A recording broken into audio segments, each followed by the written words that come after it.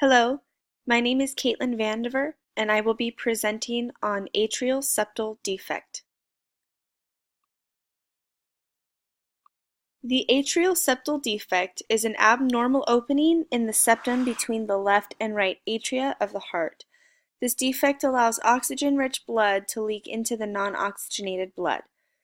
It's the fourth most common congenital heart defect, which rounds about to about 5 to 10% of all congenital cardiac defects. There are three types of the atrial septal defect. The first one is ostium primum defect, which is the opening that is found lower in the septum between the two atria. And it may be associated with AV valve abnormalities and also mitral insufficiency. The second defect is known as the ostium secundum defect, and that's the opening in the center of the septum. This is the most common that's diagnosed. The third type is sinus venosus defect, which is the opening high up in the septum near the superior vena cava and RA junction. This is typically associated with partial anomalous pulmonary venous connection. Even though there is very minimal difference in pressure between the right and left atrium, there is still a minimal difference. So this allows the blood from the left side to be shunted to the right side.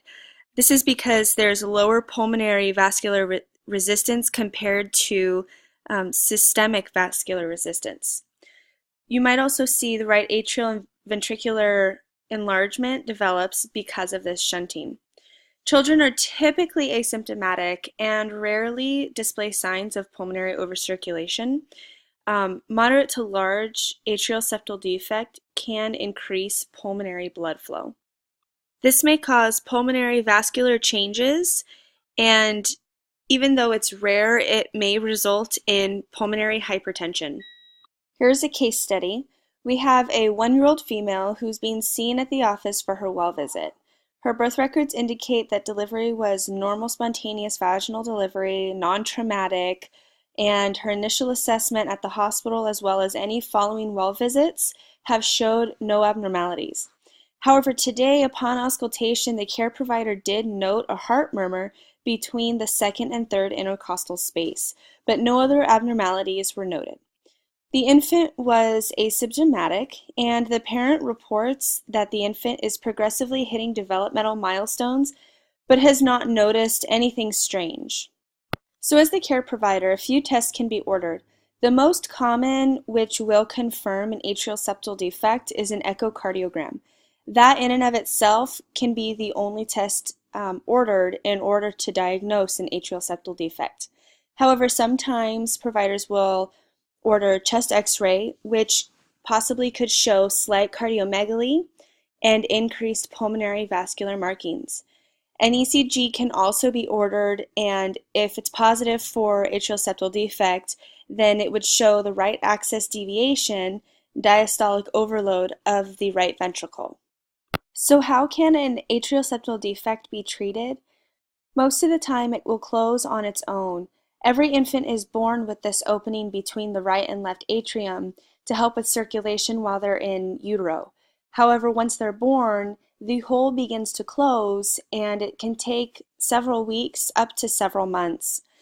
For small openings, the child will just be monitored closely, most likely by a cardiologist and also their primary care physician. Invasive treatments for small openings are usually not recommended. For larger openings, intervention could possibly be necessary, especially if the child is symptomatic. Cardiac catheterization or open heart surgery may be options at this point, especially if there are symptoms such as frequent respiratory or lung infections, difficulty breathing, shortness of breath on activity, swelling of the legs, feet, even the stomach area, and also if there's a stroke. It's important to take care of an atrial septal defect early on in life because closure will improve health later on in adulthood. If an ASD goes unrepaired, it's possible that the right ventricular compliance will decrease as the patient gets older, pulmonary hypertension and right ventricular hypertrophy could occur, And also they might be diagnosed with heart failure, atrial dysrhythmias, or even embolic events later on in life.